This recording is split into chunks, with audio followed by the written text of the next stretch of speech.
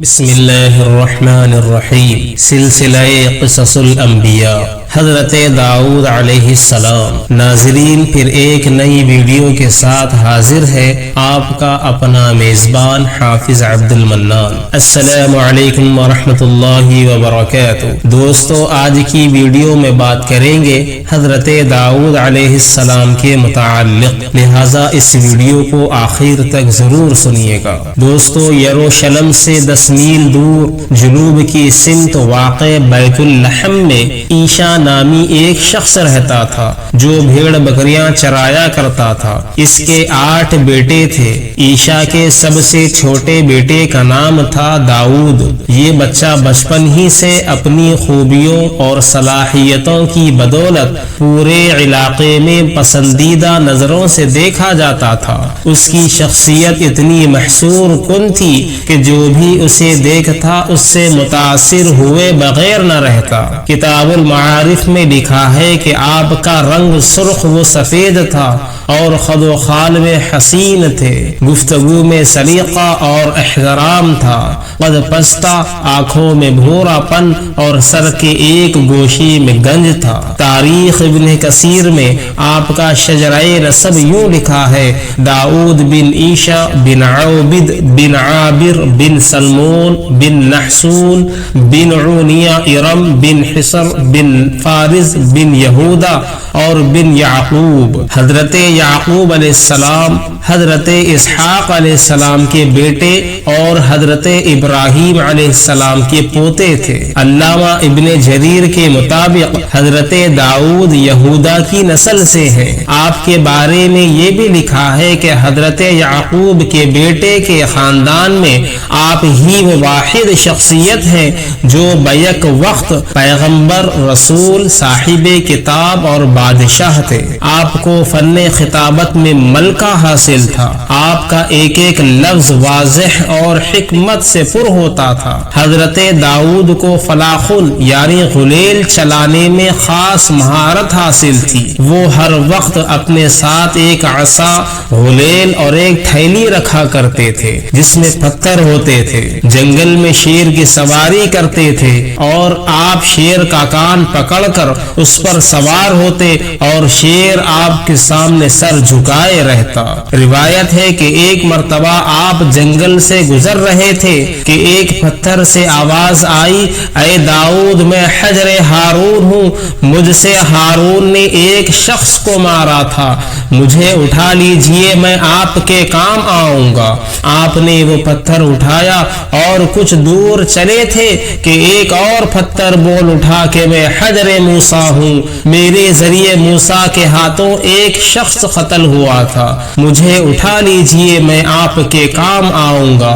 اس پتھر کو بھی آپ نے اپنے تھیلے میں رکھا ہی تھا کہ تیسرے پتھر نے صدا لگائی: میں حجر داؤد ہوں جو نبی ہے اور مجھ سے جالوت کو ماریں گے۔ حضرت داؤد نے اس پتھر کو بھی اٹھا کر اپنے تھیلے میں رکھ لیا۔ اس وقت ملک بھر میں جالوت کے بارے میں شاہی اعلان ہو رہا تھا، چنانچہ ان منادیوں کی آواز آپ کے کانوں تک بھی پہنچی۔ جالوت ایک انتہائی ظالم، طاقتور فلسطینی سردار تھا جو موجودہ اسرائیل اور فلسطینی علاقوں پر قابض تھا۔ وہ بنی اسرائیل سے نفرت کرتا تھا۔ اسرائیلیوں پر حق تعالی کی جانب سے طالوت کو بادشاہت عطا ہوئی تھی، مگر جالوت نے ان سب کو تنگ کر رکھا تھا۔ جس کی خبر بادشاہ کو مل گئی، بادشاہ نے جالوت سے نجات حاصل کرنے کے لیے تمام سرداروں کو بلایا۔ لوگ مختلف آراء پیش کرتے رہے۔ پھر طالوت کے ایک معتمد خاص نے کہا کہ ملک بھر میں یہ اعلان کرایا جائے کہ بنی اسرائیل میں سے جو شخص جالوت کو زیر کر لے گا اسے آدھی سلطنت دے دی جائے گی۔ یہ تجویز سب کو پسند پسند آ گئی۔ منادیوں سے کہا گیا کہ وہ ملک بھر میں یہ اعلان عام کر دیں۔ ادھر حضرت داؤد کے کان میں بھی یہ اعلان پڑا تو انہیں پتھروں والی بات یاد آ گئی۔ وہ منادی کرنے والوں کے پاس گئے اور کہا میں جالوت کو قتل کروں گا۔ یہ خبر جلد ہی بادشاہ کو مل گئی کہ ایک بہادر نوجوان نے یہ چیلنج قبول کر لیا ہے۔ بادشاہ نے فوراً ہی اس نوجوان کو طلب کیا اور اس سے ملاقات کے بعد اس سے کہہ دیا کہ یہی نوجوان جالوت سے ٹکر لے سکے گا۔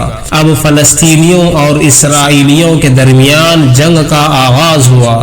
اسرائیلی جالوت کی فوج اور جنگی سامان دیکھ کر پریشان ہو گئے اور اپنے بادشاہ سے کہا کہ آج ہم جنگ میں شریک نہیں ہوں گے۔ تاہم حضرت داؤد ایک عام سپاہی کی حیثیت سے طالوت لشکر سے نمودار ہوئے۔ اس وقت بھی ان کے ساتھ وہی تین چیزیں تھیں۔ دوسری جانب سے جالوت نکلا جو سر تاپا دھات میں چھپا ہوا تھا۔ دونوں آمنے سامنے کھڑے ایک دوسرے کو دعوت جنگ دے رہے تھے۔ حضرت داؤد نے اپنے تھیلے میں غلیل اور پتھر رکھا تھا جن پتھروں نے کہا تھا کہ میرے ذریعے جالوت قتل ہوگا۔ آپ نے غلیل میں اس پتھر کو لگایا اور جالوت کے سر پر مارا تو وہ مٹی کے ڈھیر کے مانند زمین پر آ گرا۔ اس طرح فلسطینیوں کا یہ سورما حضرت داؤد کے ہاتھوں جہنم واصل ہو گیا۔ اس کا ذکر قرآن حکیم میں بھی آیا ہے۔ داؤد کے ہاتھوں جالوت قتل ہوا۔ پہلے تو قوم یہود دنگ و حیران رہ گئی، پھر ان سب نے مل کر فلسطینیوں پر حملہ کر دیا اور انہیں مار بھگایا۔ شاہی اعلان کے مطابق حضرت داؤد کو آدھی سلطنت ملی اور شہزادی سے آپ کی شادی بھی کر دی گئی۔ اس کے بطن سے ایک بیٹا پیدا ہوا جس کا نام ابشالوم تھا۔ یہ وہ بیٹا تھا جس نے بڑے ہو کر حضرت داؤد کے خلاف علم بغاوت بلند کیا۔ حضرت داؤد کا شمار تمام انبیاء کے علاوہ سلاطین میں بھی ہوتا ہے، مگر یہ بادشاہت رب کریم نے آپ کو خصوصی طور پر عطا کی تھی۔ ارشاد باری تعالی ہے، اے داؤد ہم نے تمہیں زمین پر بادشاہ بنا دیا ہے تو لوگوں میں انصاف سے فیصلے کیا کرو اور خواہش کی پیروی نہ کرنا کہ وہ تمہیں خدا کے راستے سے بھٹکا دے گی، اور جو لوگ خدا کی راہ سے بھٹکتے ہیں ان کے لیے سخت عذاب ہے کہ انہوں نے انصاف کے دن کو بھلا دیا۔ آپ کی بعثت کا زمانہ حضرت موسیٰ علیہ السلام سے 500 سال بعد کا ہے اور آپ سے حضرت عیسیٰ علیہ السلام تک 1200 سال سے بھی زائد گزر چکے ہیں۔ بنی اسرائیل میں حضرت یعقوب اور ان کے بیٹے یوسف کے بعد حضرت موسیٰ اور حضرت ہارون صاحب کتاب و شریعت پیغمبر گزرے ہیں۔ ان کے بعد آنے والے پیغمبروں کی فہرست طویل ہے جن میں حضرت داؤد مشہور و معروف ہوئے۔ حق تعالی نے آپ کو زبور عطا کی۔ زبور زبر کی جمع ہے جس کے معنی کتاب، عقل، تحریر اور نام کے ہیں۔ ایک اور لغات میں زبور کے معنی پارے، ٹکڑے اور حصے کے ہیں۔ مسند احمد کی ایک روایت کے مطابق یہ مقدس کتاب ماہ رمضان کی 12 یا 18 تاریخ کو عطا کی گئی تھی۔ قرآن حکیم اس مقدس کتاب کی تصدیق کرتا ہے۔ اس بارے میں ارشاد ہے، اور ہم نے داؤد کو زبور عطا کی۔ حضرت داؤد کچھ مخصوص حالات و واقعات کی بنا پر 500 سالہ دور میں انبیاء سابقین پر فضیلت حاصل رہی جس کی تصدیق قرآن حکیم سے بھی ہوتی ہے۔ ارشاد باری تعالی ہے، یہ رسول ہیں جن میں سے ہم نے بعض کو فضیلت دی، ان میں سے بعض وہ ہیں جن سے اللہ نے بات کی ہے اور بعض کے درجے بلند کیے ہیں۔ حضرت داؤد اللہ تعالیٰ کے وہ جلیل القدر نبی ہیں جن میں تسبیح و تحمید کا وصف بہت زیادہ تھا۔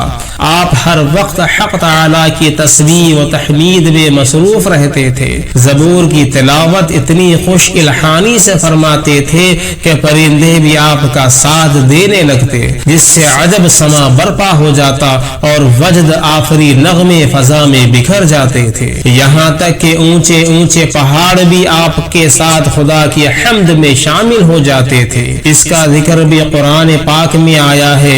ارشاد باری تعالی ہے، اور ہم نے داؤد پر اپنا فضل کیا، اے پہاڑوں اس کے ساتھ رغبت سے تسبیح پڑھا کرو، اور پرندوں کو بھی یہی حکم ہے۔ یہودی کتب میں آپ کو بربط نامی ساز بجانے کا ماہر لکھا ہے۔